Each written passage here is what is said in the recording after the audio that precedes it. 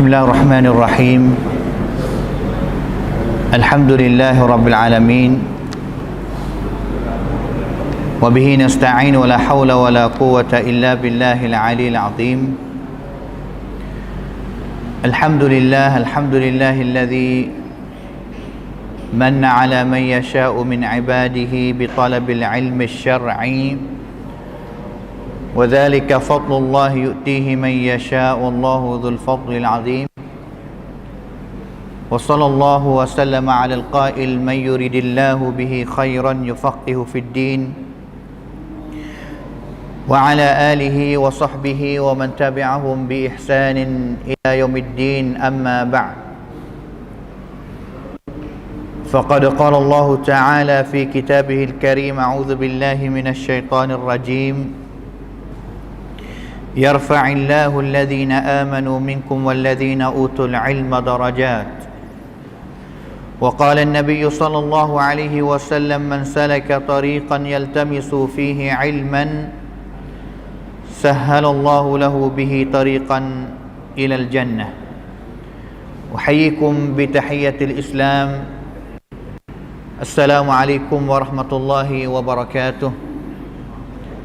Hadirin dan juga hadirin mukminin ahli majlis ilmi yang dikasihi sekalian, alhamdulillah, pertama kali banyak kita bersyukur kepada Allah Subhanahu wa taala dengan taufiknya, rahmatnya dapat kita bersama di dalam majlis ilmi pada malam yang sangat mulia ini untuk kita sama-sama mempelajari akan sunnah Nabi SAW bersama.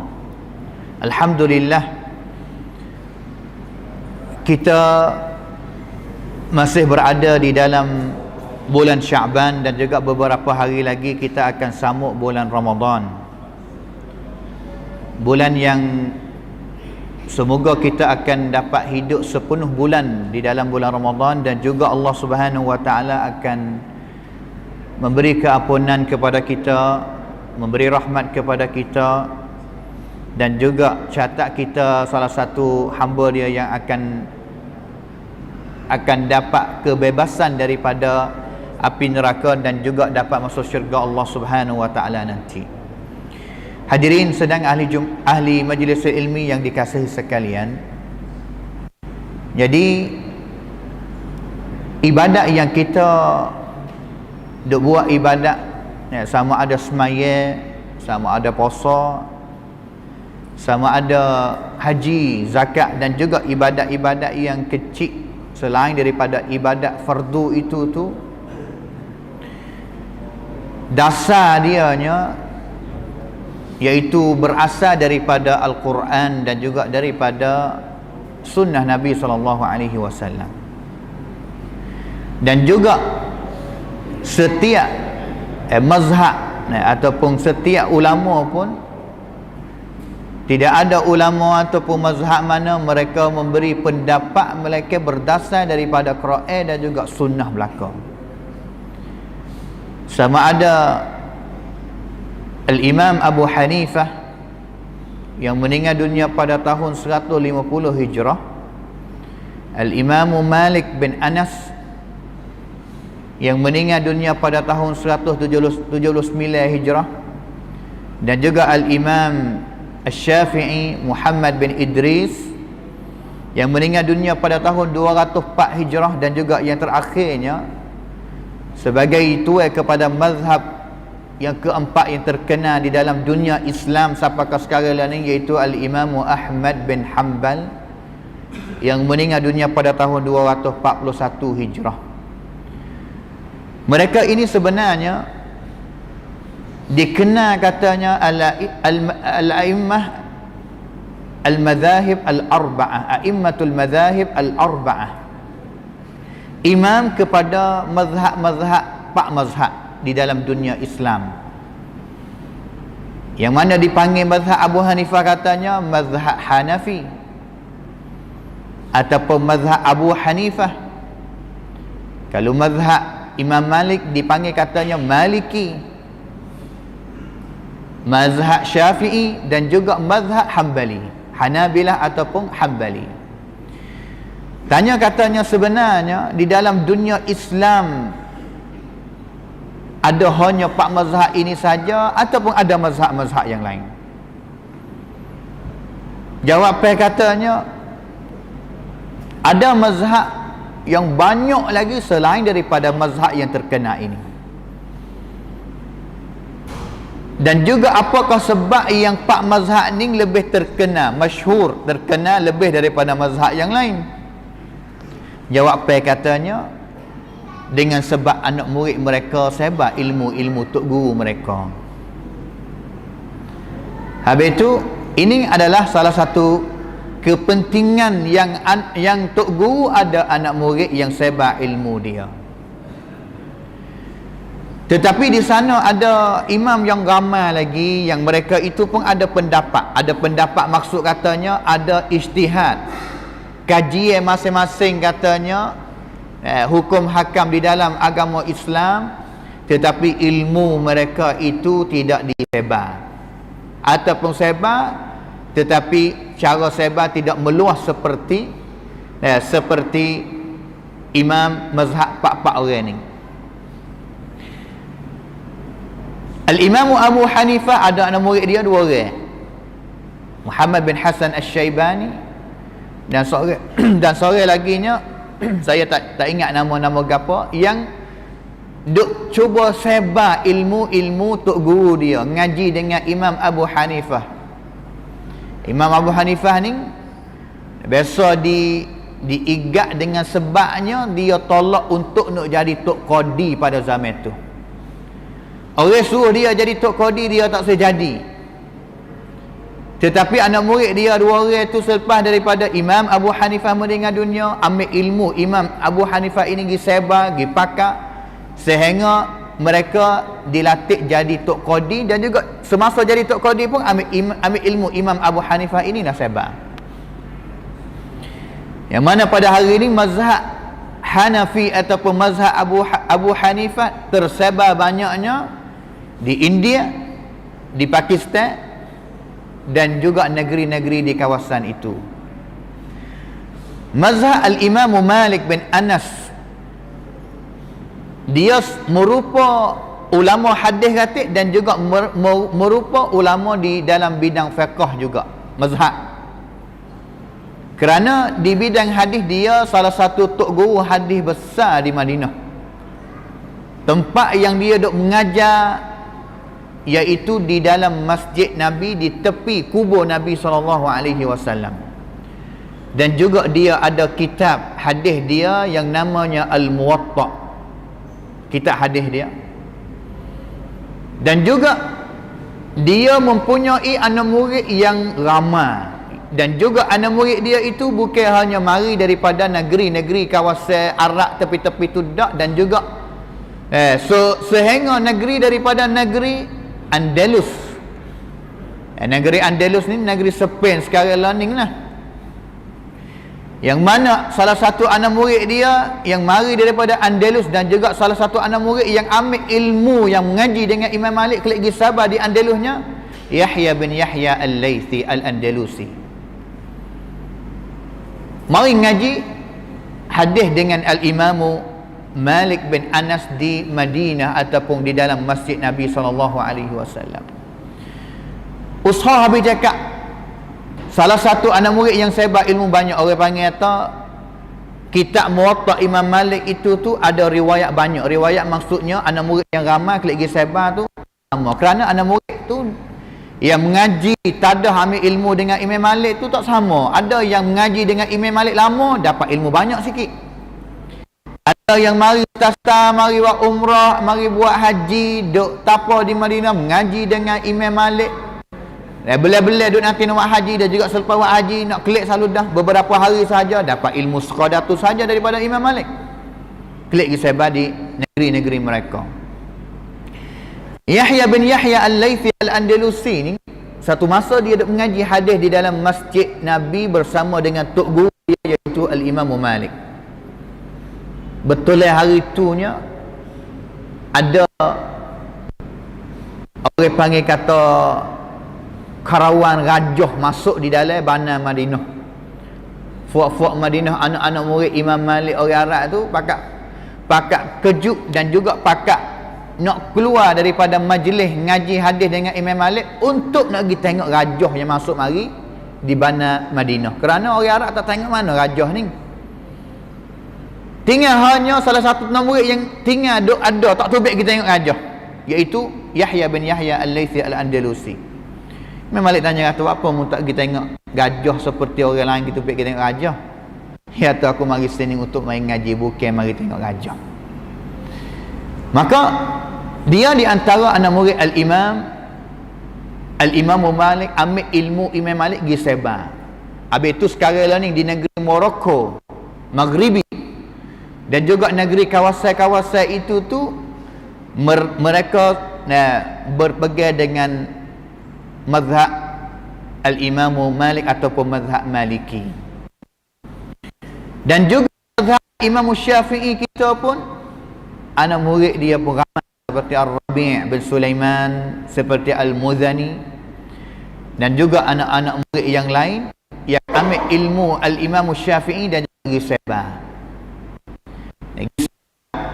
Dan juga mazhab Imam Syafi'i sampai kepada kawasan kita sekarang lah ni, iaitu kawasan Melayu orang panggil, Malaysia, Indonesia, dan juga di selatan Thailand, melalui penega-penega daripada negeri Yaman. Kerana orang Arab ataupun negeri Yaman itu tu mereka bermazhab dengan mazhab Asy-Syafi'i. Manakala Al-Imam Ahmad sekarang ni negeri yang sangat pengaruh dengan mazhab Hanabilah ataupun Hanbali, iaitu di negeri Saudi. Di negeri Saudi. Maka itu adalah Al-Imam Al-Madhahib Al-Arba'ah. Ada lagi yang lain, ada lagi seperti Al-Imam Al-Auza'i di negeri Syam, seperti Imam Al-Layth bin Sa'ad, salah satu tok guru bagi Al-Imam Syafi'i juga di negeri Mesir, yang mana Al-Imam Syafi'i biasa sebut mengenai dengan Layth bin Sa'ad ini, katanya selepas daripada Imam Malik meninggal dunia, mati, maka Al-Imam Syafi'i pindah pergi kepada negeri Mesir, pergi mengaji dengan tok guru yang terkenal di negeri Mesir, iaitu Al-Layth bin Sa'ad. Maka ngaji Imam Syafi'i raya kata Al-Layth afqahu min Malik. Aku terjumpa katanya Layth, tok guru aku di Mesir ini nampak kata dia lebih afqah ni lebih alim lah, lebih geti mengenai dengan ilmu itu tu lebih daripada tok guru dia yang telah meninggal dunia, iaitu Al-Imam Malik.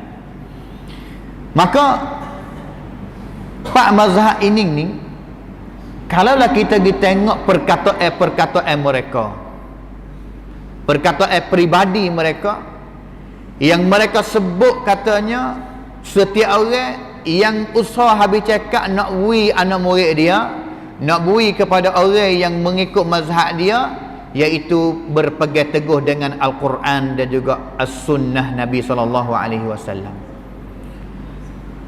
Kalimah yang terkenalnya yang kita biasa dengar, iaitu idza sahhal hadis fahuwa madhhabi, apabila hadis sahih itulah adalah mazhab aku. Perkataan ini sebenarnya terkenalnya daripada Al-Imam Syafi'i.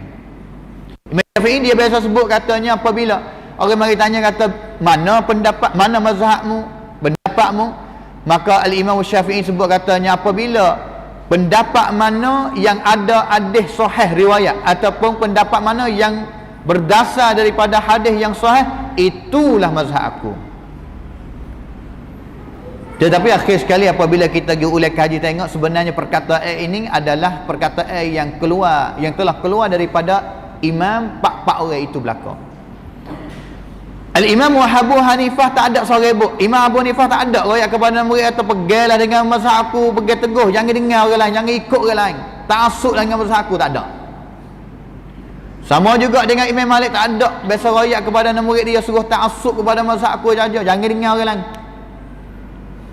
Ataupun Al-Imam Syafi'i dan juga Al-Imam Ahmad bin Hanbal, mereka itu sepakat belaka katanya kullu qawlin yusibu wa yukhti, ataupun kullu qawlin yu'khadh illa qawlu sahibi hadzal qabr. Setiap perkataan manusia mana-mana di dalam dunia ini akan betul dan juga akan salah. Melainkan perkataan tu kepada kubur ning. Imam Malik tunjuk kepada kubur tepi dia. Siapa? Perkataan Nabi SAW. Perkataan Imam Abu Hanifah ada yang betul dan juga ada yang tak betul. Perkataan Imam Malik sendiri, dia kata ana bashar usibu wa ukhti, aku ni manusia biasa, ada pendapatku yang betul dan juga ada pendapatku yang salah. Sama juga dengan Al-Imam Syafi'i, dia kata apabila jumpa pendapat mana yang selisih dengan pendapat aku, peganglah pendapat aku, tak usah pakarlah.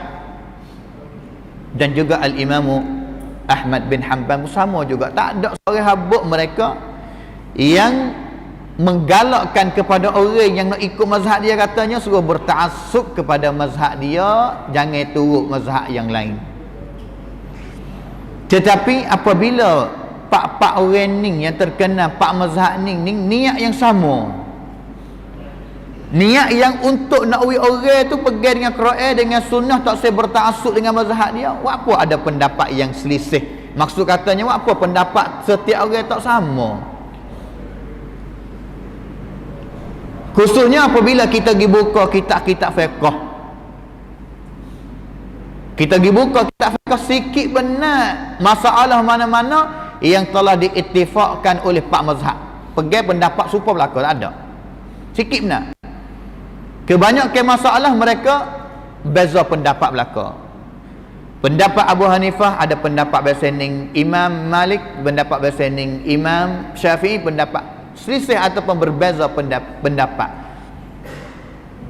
Tanya katanya, kenapa bukan niat yang sama untuk nak ikut Quran dan juga sunnah, apa pendapat tak serupa? Apa pendapat tak serupa orang panggil? Apakah sebab-sebab yang mereka khilaf ataupun selisih di kalangan mereka? Apa sebab? Hari ini yang kita nak belajar iaitu sebab nak tahu katanya, untuk kita boleh tahu sama katanya sebenarnya pak-pak orang ni mereka tak sengaja nak selisih gimari, tak serupa, tak sengaja dak. Bukan sengaja tapi reng bang ataupun benar yang mereka itu tu guna ijtihad masing-masing, tak ada tiru, tak ada ikut dak. Bahkan mereka itu tu, kalaulah Al-Imam Malik tak ada jumpa dengan Imam Abu Hanifah, tak ada nak murid kepada Imam Abu Hanifah. Kalaulah Al-Imam Syafi'i mengaji jumpa dengan Al-Imam Malik dan juga biasa jumpa dengan Al-Imam Ahmad.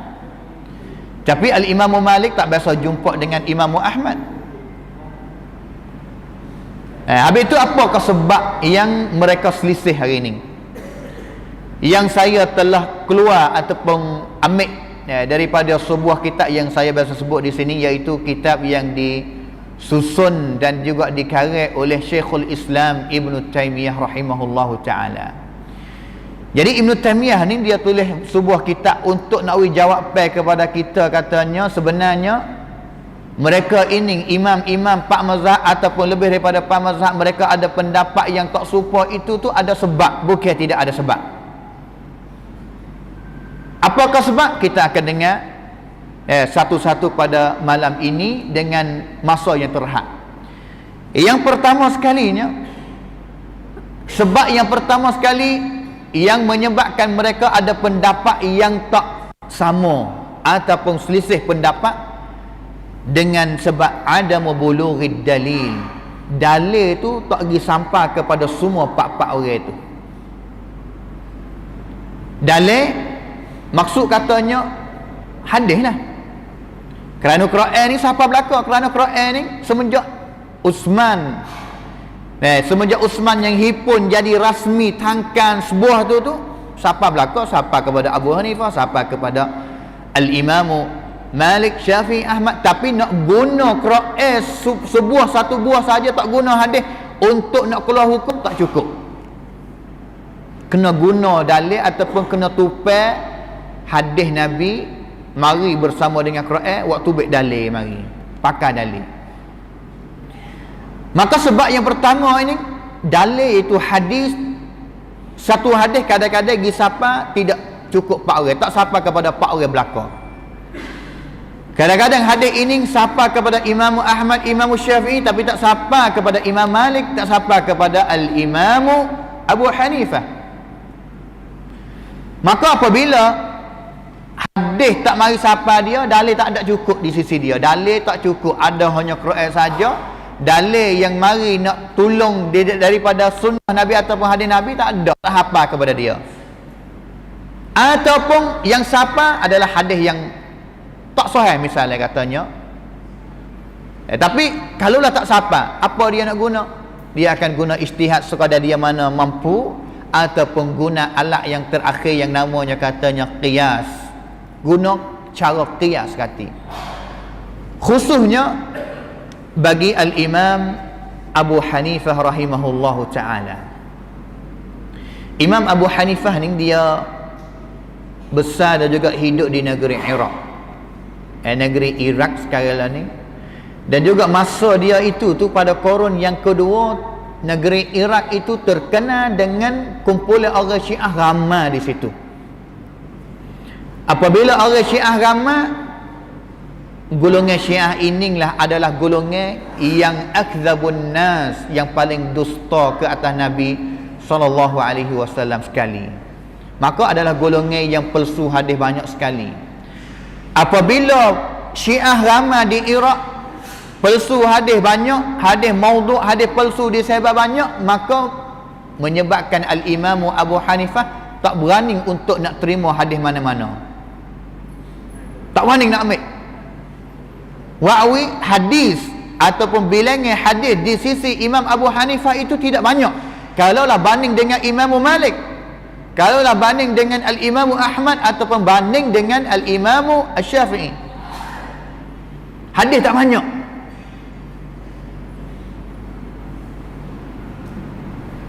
Kalaulah sebenarnya kaedah yang Ibn Taymiyah sebut oleh kita tu, sebenarnya dalil ataupun hadis, setiap hadis itu tu bukan hanya tak disapa kepada fak-fak ulama seperti Imam Mazhab saja. Bukan setiap orang sahabat Nabi dia dapat dengar hadis semua, setiap hadis daripada Nabi, ataupun setiap hadis disapa semua hadis kepada sahabat mana-mana. Tak. Ada beberapa hadis yang setengah orang sahabat tak biasa dengar, tak sapa kepada dia. Dan juga bukan orang lain, bahkan Abu Bakar As-Siddiq radhiyallahu anhu ada beberapa hadis yang tak sapa dia. Ada beberapa hadis yang tak sapa kepada Abu Bakar. Bahkan kalau kita tanya katanya, sahabat mana yang lebih rapat dengan Nabi? Abu Bakar lah. Hijrah dengan Nabi. Nah, dan juga orang yang jadi tua kepada Nabi. Umar sama juga, yang Umar biasa sebut katanya tidak ada orang mana yang masuk keluar rumah Nabi lebih acak daripada Abu Bakar. Umar katanya selepas Abu Bakar keluar aku masuk pula, selepas aku keluar Abu Bakar masuk, lagi mari dua orang ni. Nah, yang katanya acak kali masuk rumah Nabi, pergi jumpa dengan Nabi. Tapi boleh jadi ke ada hadis yang tak disapa ataupun didengar oleh Abu Bakar As-Siddiq radhiyallahu anhu? Jawapan katanya ada. Yang mana kita biasa cerita dah katanya seorang tok perempuan mari cari Abu Bakar ke masa Abu Bakar jadi khalifah, tanya mengenai dengan harta yang dia akan dapat daripada si mati cucu dia. Abu Bakar dia kata, sekadar ini aku tidak berjumpa mana-mana yang Allah Ta'ala sebut di dalam Al-Quran, dan juga aku tak jumpa melalui sunnah Nabi SAW. Klik dulu tok. Selepas daripada tok klik, bicara tanya sahabat seorang mana kata yang biasa dengar mengenai dengan masalah ini. Diri Muhammad bin Maslamah kata, aku biasa dengar Nabi SAW katanya dia akan dapat sudus ataupun seperenam ning suan huk daripada harta cucu dia yang telah meninggal dunia. Abu Bakar percaya lagi, tak ada lagi orang lain yang biasa dengar daripada Nabi bersama dengan Muhammad bin Salamah. Ada sahabat lain dia kata aku pendengar. Barulah Abu Bakar ambil terima hadis tu dan juga beri fatwa kepada tok yang mari tanya tadi. Tanya kata hadis ni siapa kepada Abu Bakar? Tak. Tapi ada sahabat lain yang dengar secara direct daripada Nabi SAW. Ni seperti sahabat yang besar seperti Abu Bakar ini, tak ada hadis yang tak sampai kepada dia. Maka seperti imam 4 orang itu, kalaulah ada hadis mana yang tak sampai kepada seorang mana, tak peliklah. Umar ibn Khattab radhiyallahu anhu bawa tentera pergi kepada negeri Syam. Gi sampai kepada pintu negeri Syam, tahu khabar katanya berlaku penyakit taun yang duk sebab penyakit taun. Maka Umar ni dia ayat kepada tentera, dia kata kita nak kelik-kelik lah, tak usah masuk. Kerana penyakit taun telah duk sebar di dalam Syam.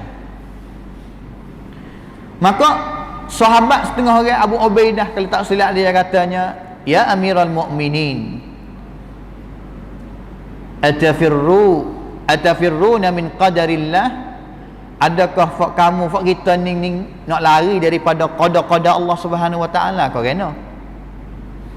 Umar ayat katanya, nafirru min qadarillah ila qadarillah, kita lari daripada satu qada-qada Allah taala yang sebar penyakit taun ini untuk keluarga Madinah pun salah satu qada-qada Allah Ta'ala yang telah catat juga.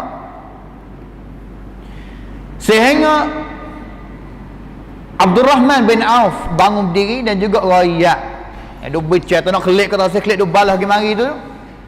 Abdul Rahman bin Auf bangun berdiri, dia kata aku biasa dengar hadis daripada Nabi SAW.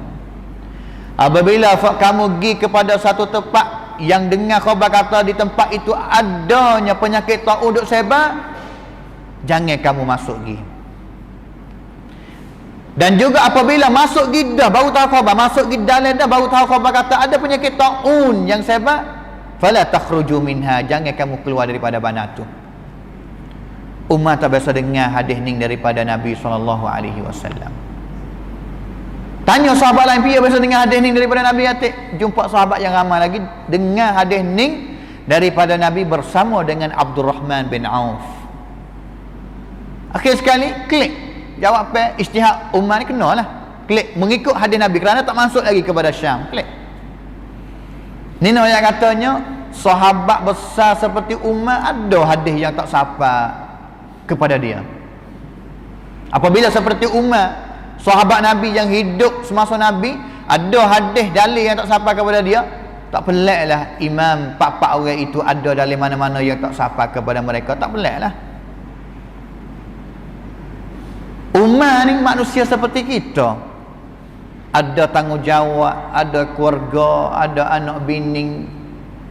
Di dalam hadis riwayat Bukhari, dia katanya kuntu ana wa jarul li, aku ni bersama dengan jiran aku tepi rumah buat giliran untuk pergi dengar hadis daripada Nabi SAW. Hari ni aku pergi khija, jiran aku ruti khija, pergi dengar hadis Nabi hari ni. Klik mari boleh dengar gapo dapat gapo daripada Nabi, klik mari cerita ayat kepada aku. Esok aku ruti khija, dia pergi khija, aku ruti khija, aku pula pergi dengar daripada Nabi. Maka tak peliklah ada hadis mana yang umat tidak dengar daripada Nabi dengan secara direct, kerana umat ada khija dia, ada tanggungjawab dia, dan juga tidak bersama dengan Nabi 24 jam. Tak. Maka kena adalah hadis mana yang tak sampai kepada dia. Seperti cerita satu laginya, Abu Musa Asy'ari pergi rumah dia, minta izin wisalah, minta izin nak jumpa dengan Umar 3 kali, wisalah 3 kali. Umar tak jawab, klik. Umar keluar daripada rumah, tanya sahabat sore mana tadi pergi panggil ku rumah. Boleh jawab apa kata Abu Musa Asy'ari, cari Abu Musa apa mau tak natiku, wiku buka pintu nak jumpa dengan aku. Abu Musa dia katanya, Nabi ajar kepada akunya, apabila pergi rumah satu orang mana daripada saudara kamu, beri salam, minta izin nak masuk 3 kali dah. Kalau dia tak jawab, falyarji', maka dia klik. Umar raya katanya, mau dengar daripada mana hadis ni? Aku tak biasa dengar daripada Nabi.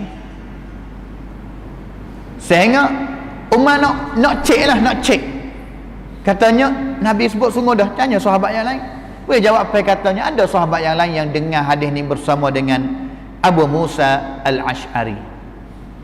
Maka ini adalah sebab yang pertama yang dalil tak pergi sapa kepada al-imam ataupun ulama-ulama mana.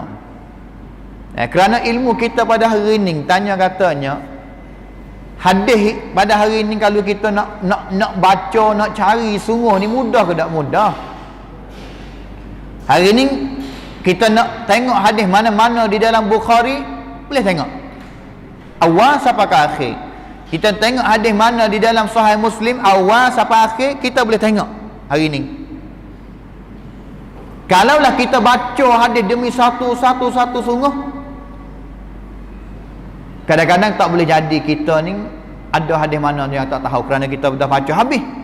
Tetapi hari ini banyak lagi hadis yang kita tak tahu. Sebabnya apa? Sebabnya kita tidak belajar ataupun kita tidak baca mengenai dengan hadis-hadis itu. Maka ini adalah contoh daripada sebab yang pertama, iaitu apanya imam selisih kerana dalil tak mari sapa kepada mereka. Satu kali ada anak murid Al-Imam Malik mari tanya kepada Imam Malik, katanya, apakah hukum ataupun dalil mengenai dengan apabila kita mi'as mayat dan juga sunat untuk kita ambil jari kita ni selit celah jari kaki semasa kita basuh kaki ke masa mi'as mayat. Ke masa ambil mayat. Maka Al-Imam Malik bin Anas rahimahullahu ta'ala jawab, katanya, laisa dhalika 'alan nas, tak kena buat, tidak disunatkan untuk ambil jari kita takhlil. Orang panggil takhlil ni ke masa kita basuh kaki ni, kadang-kadang kita basuh air saja, celah jari kita tu tak basah. Maka di takhlil iaitu ke masa kita basuh tu kita jari tangan kita boh celah-celah itu gosok untuk wi'ai siapa di celah-celah jari kaki kita. Orang panggil kita takhlilu al-asabi'. Imam Malik jawab, katanya, laisa dzalika 'alan nas, tidak disuruh ataupun tak kena takhlil lah. Kerana sekadar itu tu bagi Al-Imam Malik tak ada dalil. Tak ada dalil yang mari ayat khusus katanya sunat untuk ambil tangan selit celah jari kaki semasa mi'as mayat. Fataraktuhu hatta khaffa an-nas. Klik. Sehingganya satu hari klik mari syari Imam Malik semula. Faqultu lahu ya Aba Abdullah, hey Imam Malik. Satu orang yang lain lah mari cari, sami'tuka tufti fi mas'alati, aku biasa dengar katamu ni biasa fatwa hukum, katanya hukum selit jari celah kaki semasa semaya itu tidak disunatkan, dan juga memberi fatwa katanya tidak disunatkan. Wa indana fi dhalika sunnah, tapi aku biasa dengar hadis mengenai dengan itu.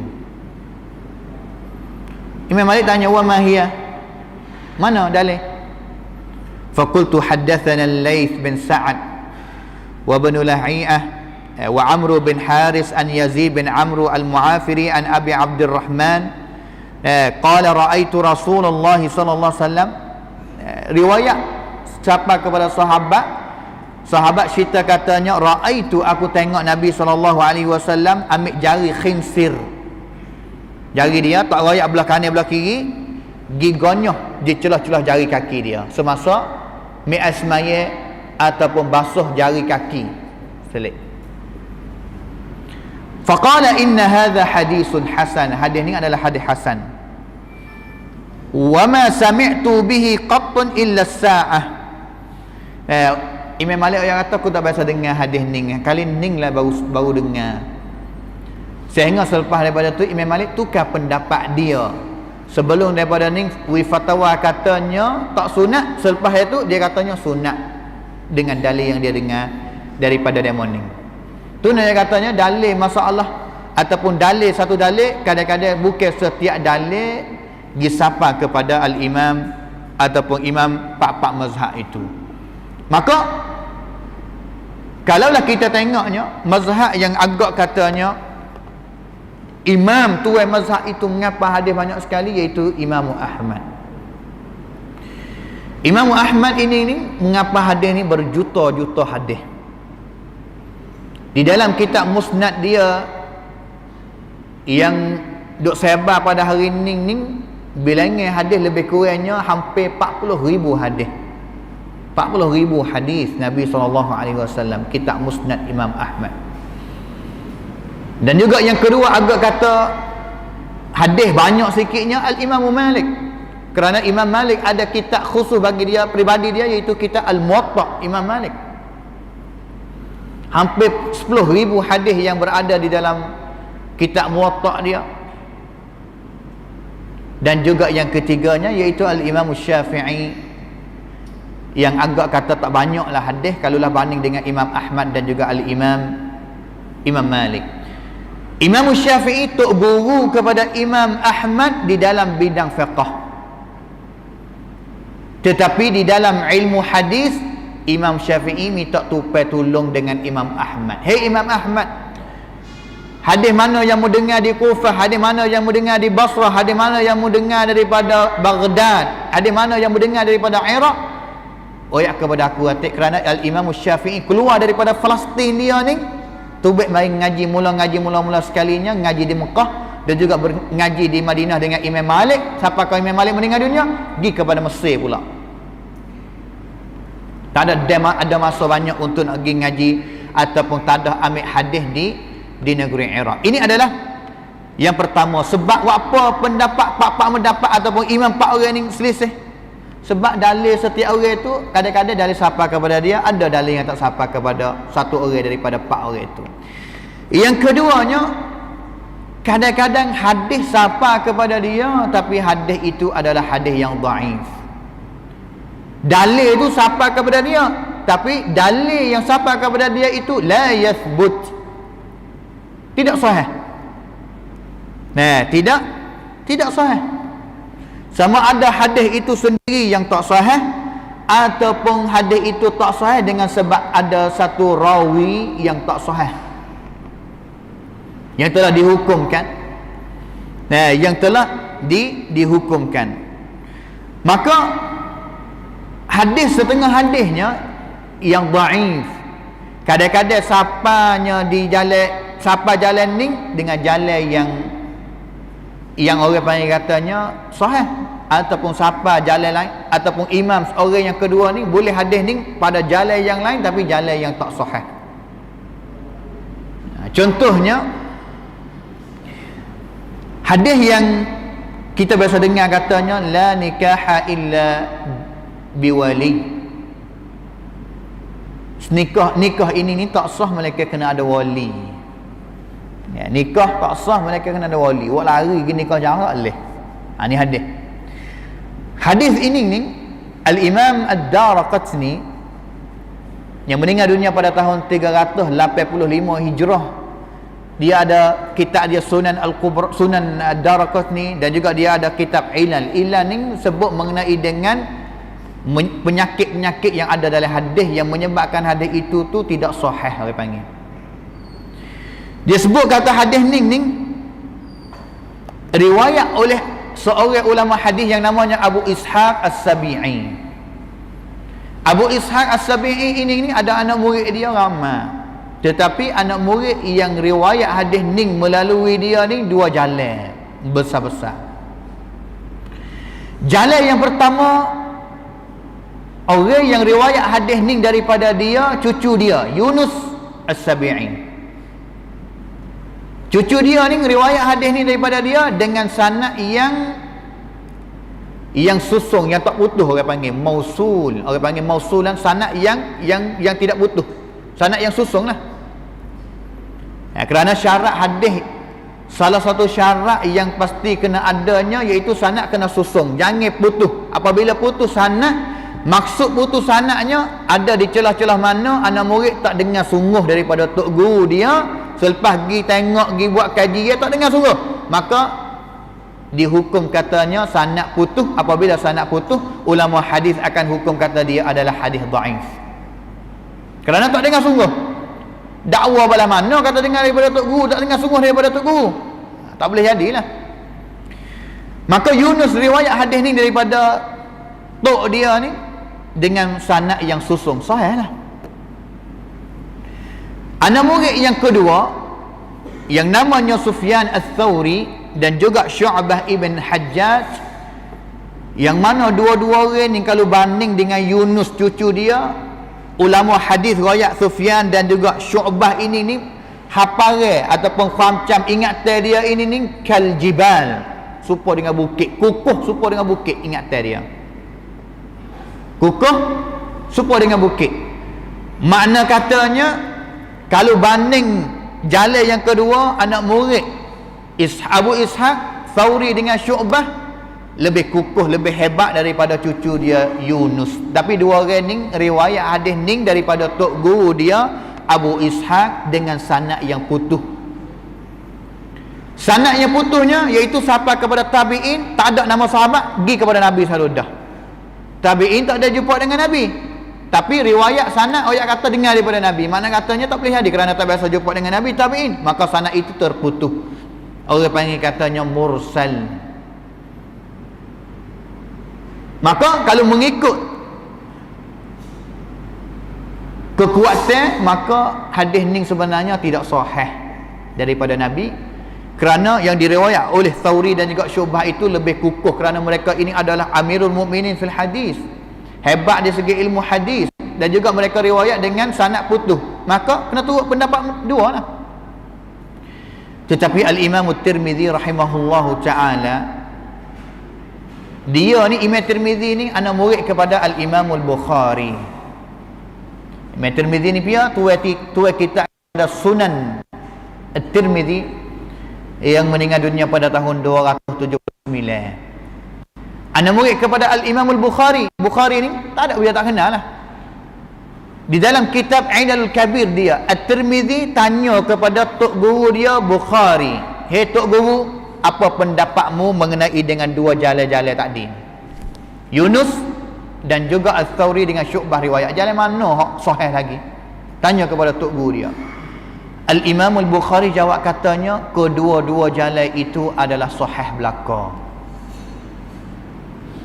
Kerana Abu Ishaq ni dia baca hadis ni bukan baca sekali. Satu kali dia baca, cucu dia dengar saja, dia baca dengan sanad yang susung. Kali yang kedua dia bacanya dengan tidak sanad susung. Tujuannya nak pergi tengok kepada isi, nak fokus kepada isi.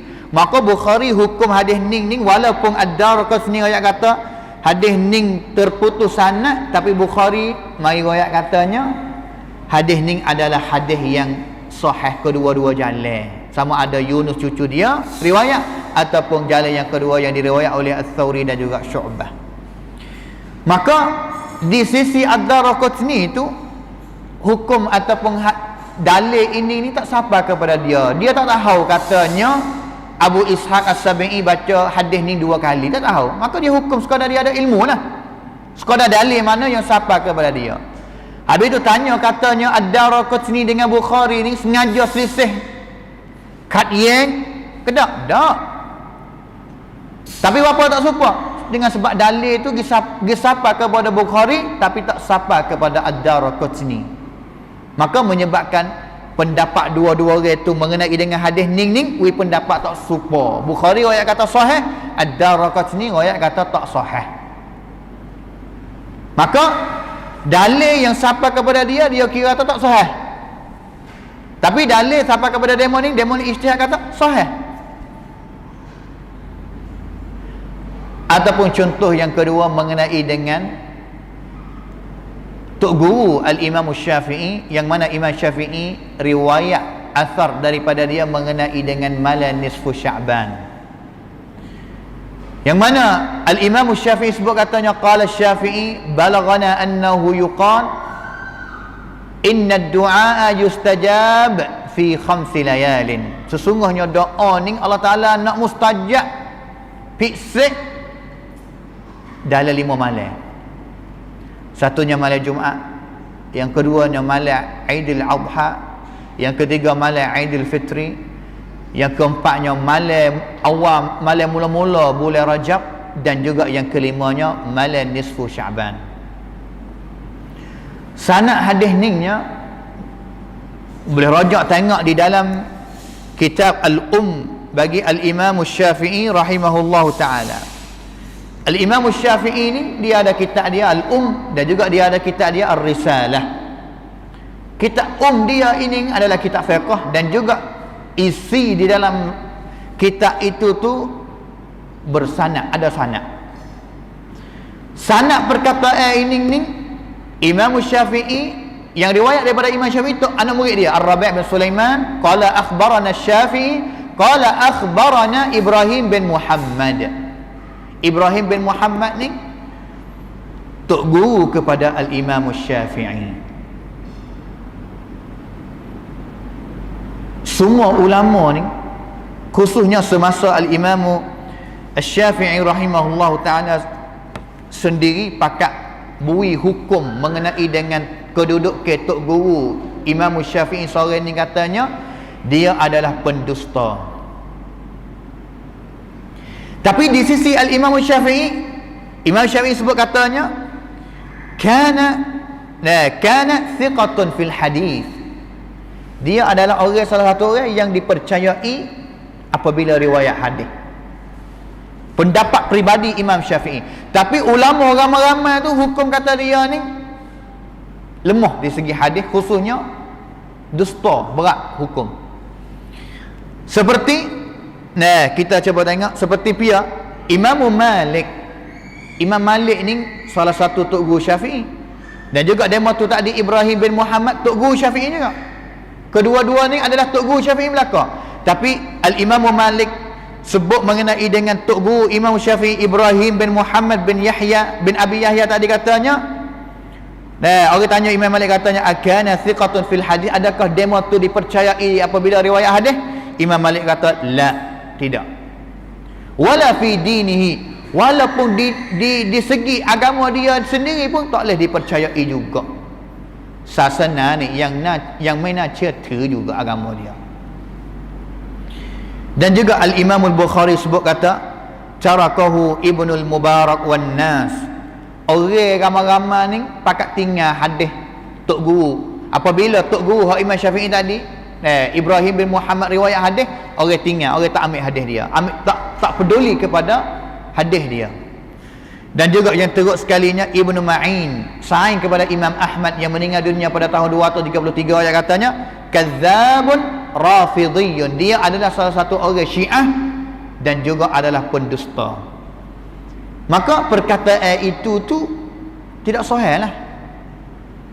Tak boleh nak ambil pakat. Yang mana saya jumpa di dalam satu khutbah yang sebar di dalam masyarakat kita daripada nuangan agama lah, sebar satu khutbah mengenai dengan kelebihan malam nisfu Syaban, dan juga bubuh hadis, dan juga bubuh salah satu perkataan Imam Syafi'i tadi itu, maka tidak boleh digunakan kerana perkataan itu tidak sahih dengan sanad dia, dengan sebab tok guru yang nama Ibrahim bin Muhammad. Walaupun pendapat pribadi Syafi'i orang kata thiqah, tetapi aksar ramai-ramai ulama dan juga yang hebat lagi seperti Imam Malik, Syafi'i, Bukhari, Yahya bin Ma'in, Yahya bin Sa'id Al-Qattan, dan juga ramai-ramai lagi pakat hukum kata tak orang belaka. Maka tak cukuplah Imam Syafi'i mai royak katanya tok guru dia Ibrahim itu thiqah kerana dia selisih dengan orang ramai lagi. Maka ini kita nampak gambar lagi kata apa Imam Syafi'i ada pendapat tak serupa dengan orang lain, kerana ijtihad dia, kajian dia di sisi dia, pegangan dia pergi kata rawi seorang ni thiqah, tapi orang lain ijtihad mereka tak thiqah, menyebabkan selisih. Hadis apabila sahih boleh guna, apabila boleh guna faham, jadi fiqh, jadi hukum. Apabila hadis mana tak sahih dihukum kata tak sahih, maka tak boleh guna. Apabila tak boleh guna, faham dalam hadis itu tak boleh guna. Nak buat hukum tak boleh kerana hadis tak sahih. Kerana hukum hari ni yang kita duk pakai hukum wajib, hukum taklifi orang panggil. Wajib, sunat, makruh, haram, mubah, harus tu, 5 perkara tu tidak boleh kita nak sebut satu benda kata dia hukum ke apa, melainkan kena ada dalil mari letak jadi dasar. Contohnya sunat kerak kuku pada hari Jumaat. Al-Imam An-Nawawi sebut di dalam kitab dia, cara sunat di kerak kukunya mula belah kanan. Mula belah kanan dengan jari tunjuk 1, 2, 3, 4, 5. Baju gigok ni pada sudah sini. Dia sebut katanya sunat kerak kuku dengan cara seperti ini. Mari ulama belakang selepas daripada tu seperti Al-Imam Asy-Syaukani dan juga orang-orang lain lagi, As-Sakhawi, mari rad orang panggil, mari jawab kepada Al-Imam Nawawi, kata, "Hei Imam Nawawi, tak cukup nak royak katanya cara kerak kuku mengikut sunnah gini, melainkan kena ada dalil riwayat daripada Nabi SAW. Hukum sunat yang saya kata sunat kerak pada sini, sunat yang saya kata sunat kena ada dalil, mari letak, barulah boleh royak sunat. Kalau tak ada, tak boleh. Maka kerak kuku itu tidak ada cara yang khusus dan juga tidak ada hari yang khusus. Setiap hari yang kita kerak kuku itu adalah sunat belaka, mengikut hadis Nabi SAW sebut katanya, khamsun minal fitrah, 5 perkara daripada fitrah yang disuruh fiksiknya, salah satunya iaitu kerak kuku. Maka hadis tu tak ada royak kata kerak kuku hari mana. Kerak kuku hari mana-mana itu disunatkan belaka apa? Kau kerak kuku, dia kau cuci, kau boleh pahala, sunat. Tidak ditentu pada hari-hari mana. Manakala hari Jumaat boleh jadi dia lebih baik daripada hari lain, dengan sebab hari Jumaat dia adalah afdal lebih daripada hari lain, gitu sajalah. Tapi jangan kata sunat hanya hari Jumaat, tidak.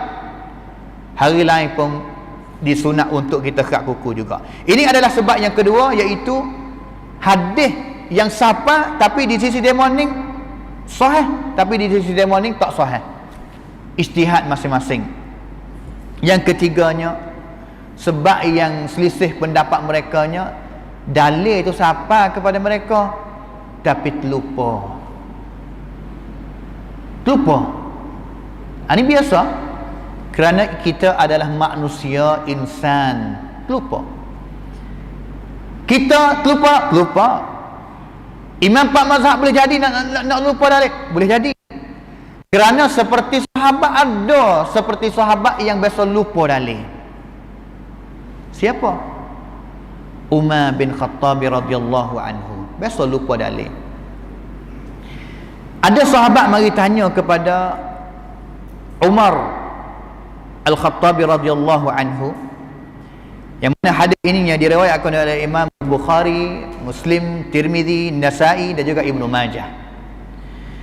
Kuntu inda Umar, Abdurrahman bin Abza duduk sekali dengan Umar. Maka faja'a rajulun, mari satu orang lelaki tanya kepada Umar, "Hey Umar, aku ni hidup pada satu tempat yang mana tempat itu sebulan 2 bulan air tak ada. Maka air tak ada ni, nak sembahyang tak boleh, kerana nak wuduk tak boleh.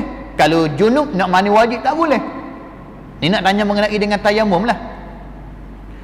Umar wayak katanya, "Amma ana falam akun usalli hatta ajidal ma." Seolah kata Umar fatwa katanya, tak boleh sembahyang kena nanti air, ataupun sembahyang pun kena qada. Sembahyang gitu kena qada ataupun kena nanti air. Dalil tayamum tak sampai kepada Umar.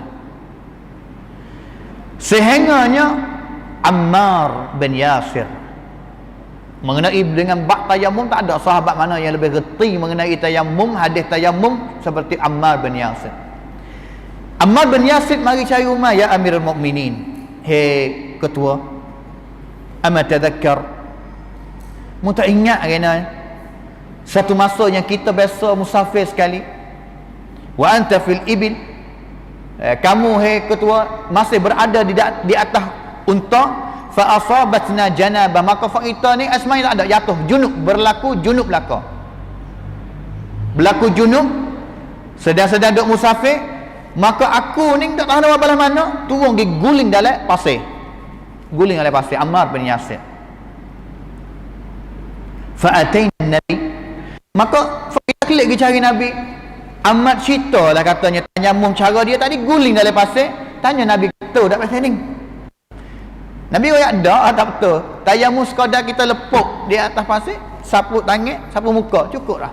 Sapu tangan saja gini ataupun sapu kepada siku, muka, cukup. Tak ingat kau hei Umar? Royak ni nak cerita kepada Amirul Mukminin. Tak ingat kata Umar? Tak ingat kena Umar? Umar yang kata, ya Ammar, ittaqillah, bertakwa kepada Allah Ta'ala. Aku terlupa dah. Umar yang katanya, aku terlupa dah. Sehingganya selepas daripada tu Umar pakai dalam ni kepada sahabat yang lain. Tu nak katanya, sebesar sahabat seperti Umar adanya lupa hadis Nabi. Sahabat apa lagi dengan mazhab. Sebenarnya ada contoh lah daripada mazhab-mazhab, imam-imam mazhab yang pelupa dalil tu. Bukan biasa siapa hadis kepada dia dah. Ini adalah sebab yang ketiga. Apa selisih? Sebab boleh jadi setengah orang tu lupa dalil. Yang terakhir pada hari ini dengan masa yang terhad, iaitu dalil tu sepakat siapa belaka. Dalil yang sahih siapa belaka. Tapi bezanya faham tak serupa. Faham tak serupa. Seperti Allah Subhanahu wa taala sebut katanya, wal mutallaqat yatarabbasna bi anfusihinna thalathata quru. Kecek mengenai dengan tolak, cerai. Cerai habis ni klik mari boleh baik semula. Iddah ni lama mana, nak bila baik mana? Thalathata quru, Allah Taala kata quru. Quru ni selisih pula. Imam Syafi'i yang katanya kena cuci 3 kali. Mari cuci, mari cuci, mari cuci 3 kali barulah klik habis iddah klik mari baik semula. Imam Abu Hanifah kata dak. Quru maksud katanya mari 3 kali, bila mula-mula kalau cukup 3 kali boleh klik mari habis iddah klik mari baik semula. Beza pendapat faham tak serupa. Dalil tulah ya. Ya Quran tulah nak kata ayat ni tak sah tak boleh. Tapi beza mana? Beza dipahami kanti kuam tak serupa kerana kalimah kadang-kadang dalam bahasa Arab makna dia banyak. Tahu lagi kata gini. Ataupun satu hadis yang Nabi SAW katanya, la talaqa fi ighlaq, tidak dikira katanya cerai apabila cerai dengan keadaan ighlaq. Pak ighlaq ni mana gapo mari pakat faham tak serupa. Pendapat ni orang kata ighlaq ni maksud katanya apabila cerai, suami isteri cerai, khususnya suami orang cerai dengan bini semasa dia itu ghadabun syadid, duk orang panggil duk marah nak otak, tak khabar cerai. Ni hadis ni pendapat ni orang katanya tak dikira cerai sebab cerai ke masa marah teruk. Yang kedua, ada pendapat yang orang katanya ighlaq di sini maksud katanya kena bangkap suruh cerai, ikrah cerai. Kalau tak cerai bedil misalnya kata kena bangkap, sini tak dikira. Setengah pendapat orang katanya ighlaq di sini makna katanya cerai dengan keadaan itu laki tu kadang-kadang gila, sedang gila, siasetik, maka tak dikira katanya cerai. Kalimahnya ighlaq ya, dalil tulah ya, faham tak serupa, menyebabkan pendapat keluar mari tak serupa, selisih tak pelik lah. Itu di antara sebab-sebab yang wapa imam mereka itu selisih pendapat tak serupa di segi kunut subuh ke, di segi masalah asma'i yatuh tak yatuh, gitu gini.